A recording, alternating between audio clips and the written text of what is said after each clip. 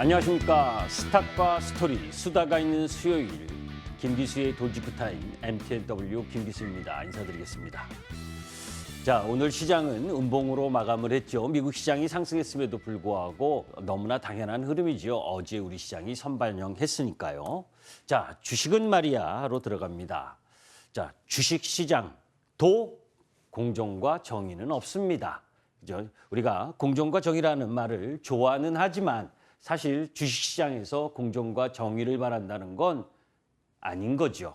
자, 지난주에도 한번 이야기하려고 했었던 부분인데 카카오페이의 2대 주주 알리페이 부분이 있어서 중국이 먹튀 없다라고 이야기를 했었던 카카오페이 류영진 대표가 상장 당시 했던 말입니다. 그런데 주식을 다 매도해버렸죠.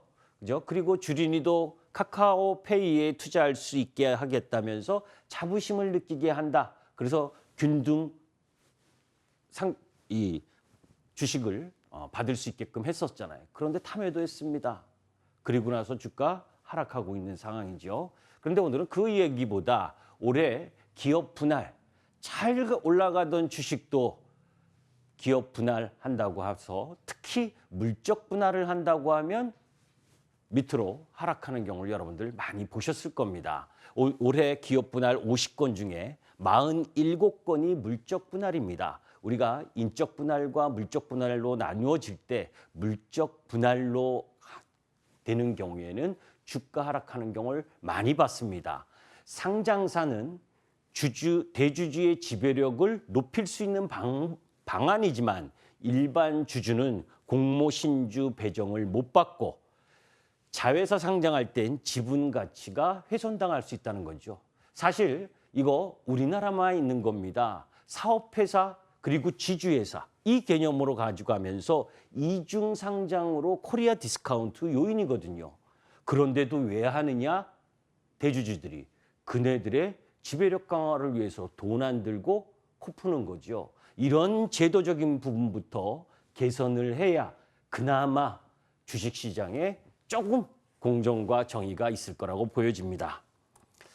자, 주식시장 핫 이슈에 대한 부분을 이야기하기 이전에 노란톡과 관련된 부분을 잠깐 설명드리면 지금 보이시는 것처럼 샵 0988로 김기수 문자 전송을 하시거나 또 오른쪽에 있는 QR코드를 찍어서 보내시면 되겠습니다. 자, 12월 FOMC부터 여러분들께 설명을 드리려고 합니다. 사실 12월 FOMC 지난주에 결과 발표가 났는데 하도 주식시장에 여러 가지 한 뉴스들이 많다 보니까 지나칠 부분들이 많아요. 그런데 뭐 이미 여러분들이 눈으로 보시는 이런 내용들은 익히 아실 거고 제가 이제 몇 가지 중요한 포인트만 설명을 드리도록 하겠습니다. 자세한 내용은 또 김기수 개인 유튜브에도 놓여져 있습니다. 자, 인내심을 바닥을 드러내고 있는 FOMC 회의에 대한 이야기는 여러분들이 많이 들었을 거고 궁극적으로 여기서 보게 되면 미국 시장에서 FOMC에서 앞으로 테이퍼링을 가속화하고 그리고 내년에 2회, 3회 그리고 그 후년에도 또 2회, 3회 금리 인상할 거라고 이야기를 합니다. 그런데 저는 개인적으로 그렇게 할 수 없다라고 보는데 그 나머지 자세한 내용은 다음에 이야기하도록 하고 중요한 부분은 연준의 금리 전망 부분입니다. 자, 이 차트 부분을 한번 살펴보시면 연준이 제시한 금리 전망 부분에서 상단 부분을 한번 봐봐요. 장기 부분에 있어서는 2.5%입니다. 그러니까 어떤 일이 있어도 2.5%를 일정 정도 마지노선으로 놓고 있다는 거예요. 다만 지금 여러분들이 아시다시피 계속해서 생산자 물가지수, 소비자 물가지수 막 올라오고 있는 상황 속에서 인플레이션에 대한 부담, 거기에 바이든의 내년도 중간 선거 이런 부분들이 놓여져 있기 때문에 물가를 억제하기 위해서 강한 이야기를 하고 있는 거죠. 기대 인플레이션을 꺾으려고 하는 그런 의도가 일정 정도 속해 있다라고 봅니다. 그런 가운데에서 우리가 눈여겨봐야 될 부분은 이 부분이죠. 방송에서는 잘 이야기를 하고 있지 않는데 대차 대조표 축소에 대한 논의를 일정 정도 시작하겠다라고 했던 부분이 가장 중요한 포커스입니다. 이것 우리가 테이퍼링 할 때도 여러분들 처음부터 테이퍼링 한다, 금리 인상한다 이거 아니었죠. FOMC에서 처음에 테이퍼링과 관련된 발언이 나오고 나서 수차례에 걸쳐서 FOMC 회의가 열리는 과정에 테이퍼링을 실시했고 또 금리 인상 가능성에 대한 언급을 계속하는 와중에 또 금리 인상을 앞으로 할 것이다라고 공표하는 흐름을 갖듯이 이 대차대조표 축소에 관한 부분도 눈여겨봐야 될 부분인데 제가 그 상황 속에서 굳이 이야기하고 싶은 부분은 이 부분이다. FOMC가 2023년까지 인플레이 전망치를 상향 조정. 인플레이 전망치는 상향 조정했음에도 불구하고 연준이 미국 시장의 GDP 성장 경로를 이야기한 부분은 9월 FOMC나 12월 FOMC나 똑같다는 겁니다. 자, 그러면 여러분들 인플레이션 우려가 계속 올라가는 흐름들 속에서 금리 인상을 계속하게 된다면 GDP 성장 경로를 저렇게 똑같이 예상할 수가 없는 거예요. 그럼에도 불구하고 아까 이야기했었던 장기 금리를 2.5% 막아놓고 그리고 연준이 제시한 GDP 성장 경로에 대한 흐름이 9월과 12월 변함없다라고 하는 부분은 내년과 내후년에 우리가 우려하는 만큼 금리 인상의 속도가 가속화될 가능성은 그렇게 크지 않다. 그만큼 경기가 좋을까요? 코로나 이전에도 그렇지 않았는데, 그죠? 그런 흐름들을 살펴볼 필요가 있고 내일 모레 발표되는 이 개인 PCE 물가 지수, 그죠? 그 부분을 중요시해야 되는데 연준이 제시한 PCE 물가 전망도 2021년 4.4%에서 그죠? 서서히 내려오는 흐름 부분, 그 부분으로 예상되기 때문에 지금 그 상황 부분을 너무 크게 우려할 부분은 아니다. 다만 미국 시장 자체로 놓고 보면 밸류에이션에 대한 하락 압력 가능성은 일정 정도 있다는 겁니다. 다른 거 다 무시하고요. 자, 파란 부분이 파란 차트가 미 연준의 자산입니다. 그죠? 미 연준의 자산 부분이 내려오게 되면 그죠? 이 S&P 500 12개월 예상 PER은 그죠? 내려오게 돼 있어요. 그래서 수렴할 부분이기 때문에 미국 시장은 일정 정도 단기 박스권이 형성될 가능성이 있다라는 부분에 포커스를 맞추고 그러면 미국 시장이 단기 박스권을 맞추기 위해서 하향 흐름을 보이는데 너는 매번 나와갖고 시장 괜찮다, 우리 시장 괜찮다고 이야기하지 않느냐. 예, 맞습니다. 이 미국 시장의 부분에 있어서는 아까 그 부분을 이 파란색 연준이 자산이 줄어드는 흐름 부분. 그런데 우리는 올해 12월 달 제외하고 11월까지 이미 5개월 동안 하락하면서 예상 퍼가 이미 내려와 있어요. 그래서 그 자체, 밸류에이션 자체에 대한 부담이 적다라고 하는 부분이고 그러므로 인해서 미국 시장 일변도로 상승했었던 부분이 여타 이 이머징 마켓 거기에 우리 시장에게도 일정 정도 밸류에이션 키 맞추기의 흐름이 진행될 가능성이 높기 때문에 상대적으로 넌 US 그리고 우리 국내 대형주 이쪽 부분에 관심을 둘 필요가 있다라고 하는 것이 요지입니다. 자, 그런 가운데에서 시장에 법보다 무서운 것은 주먹이라고 그러잖아요. 그죠? 펀더멘털이 좋으면 뭐합니까? 맨날 수급으로 매도하면 꽝이죠.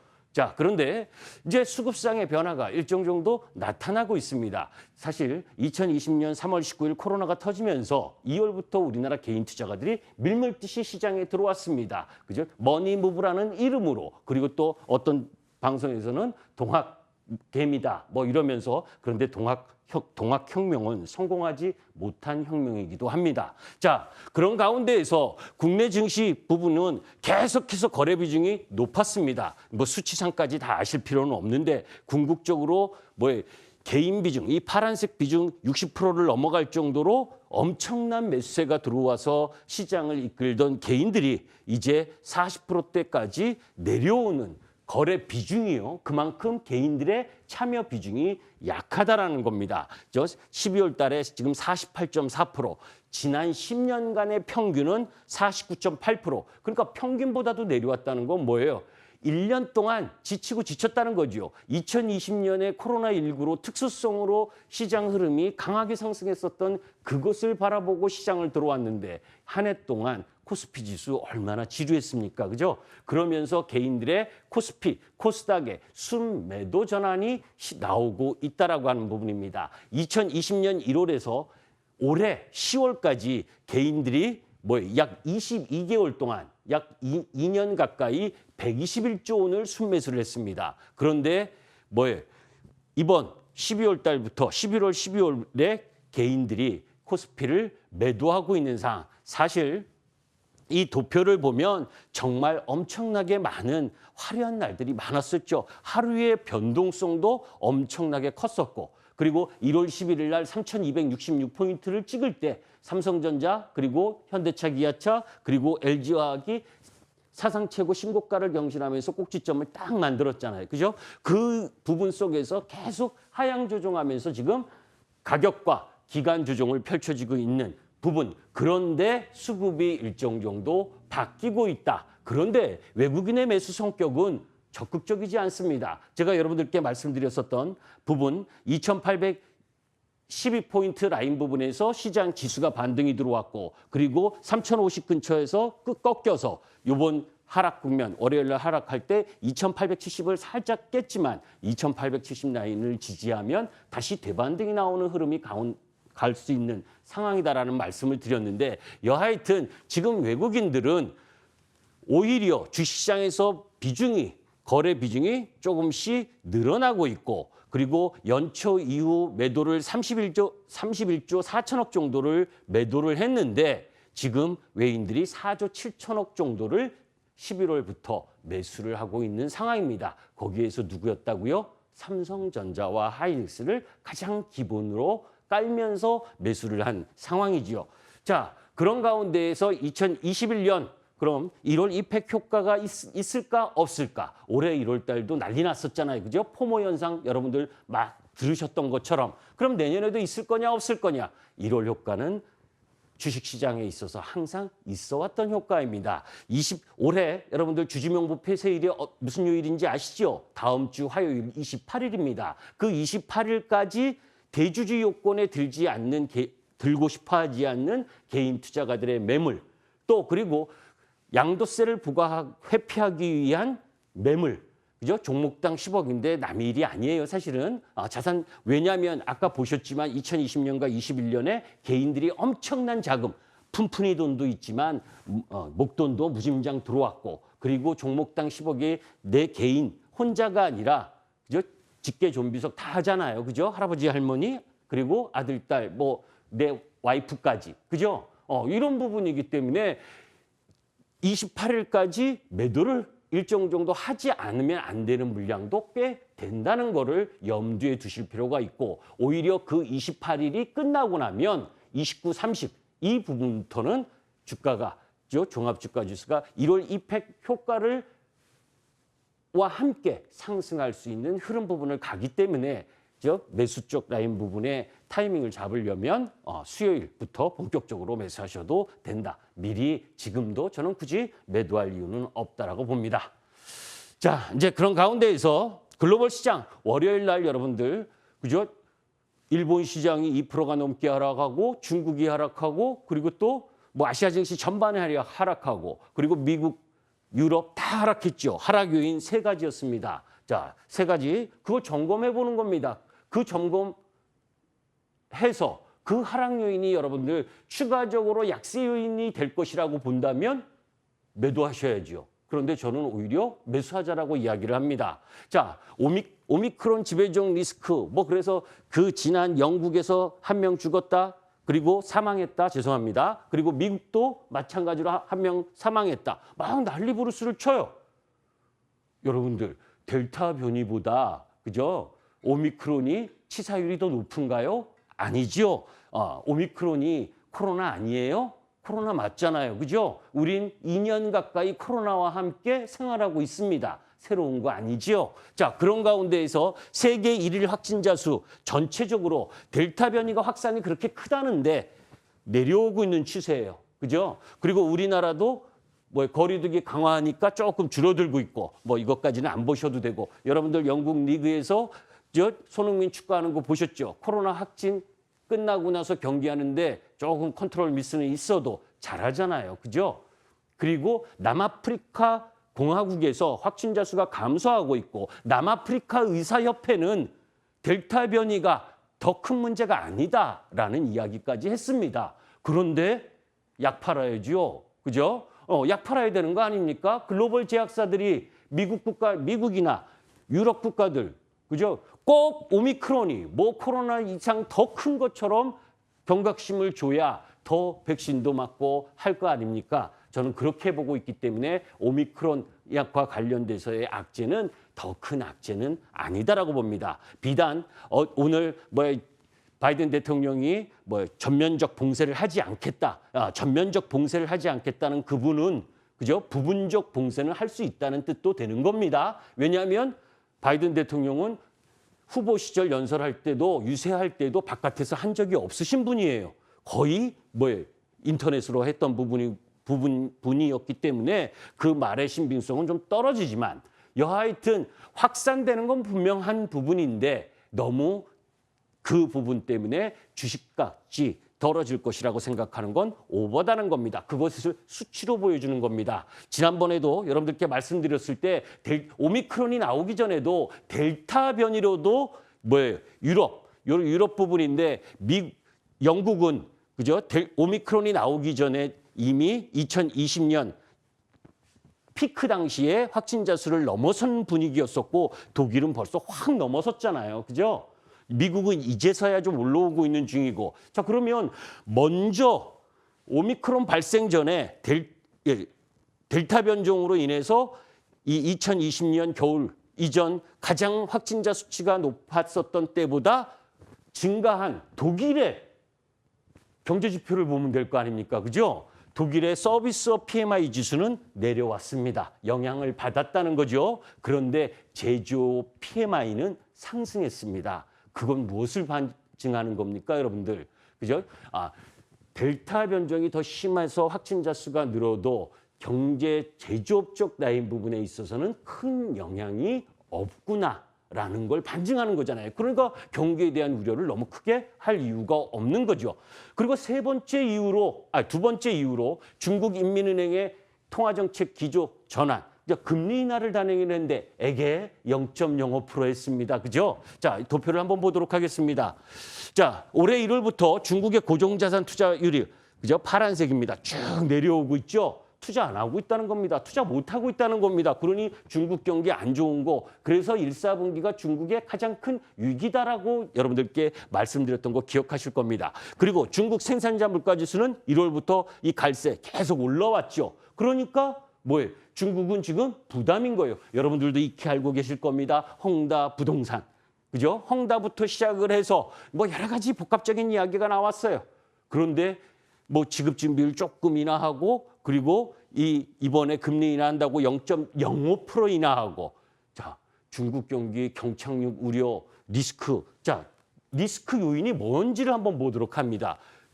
경착륙 리스크 뭐였었느냐? 조금 전에 이야기했던 부동산 문제. 또 두 번째 뭐예요? 중국은 제로 코로나 하겠다고 꽉꽉 문 닫아놓고 있잖아요. 그러니까 투자도 쉽지 않고 소비도 쉽지 않는 상황이 발생하는 이 방역 조치에 대한 부분. 그걸 왜 합니까?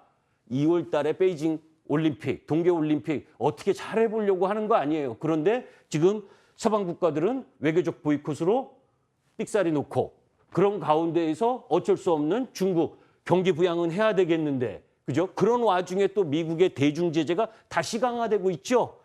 어떤 부분에 반도체, 인공지능, 바이오 이런 중국 기업 19개 업체의 제재 리스트를 또 올렸습니다. 그죠? AI 업체인 쾅스거지와 세계 최대 상업용 드론 업체인 DJI 등이 포함됐는데 그게 뭐예요? 4차 산업혁명. 중국 너 G2라고 자꾸 나한테 맞대들려고 하는데 미국이 이러고 있죠. 그죠? 자, 저는 강대국의 요건은 그죠? 식량이 자급자족이 돼야 되는 요건 중에 하나입니다. 인구가 1억 명 이상이고 영토가 커야 되고 그리고 그 가운데에서 경제력을 발휘하는 기업이 강대국이 될 수 있는 전제 조건이에요. 그런데 중국이 식량 자급되는 나라입니까? 안 되죠. 그죠?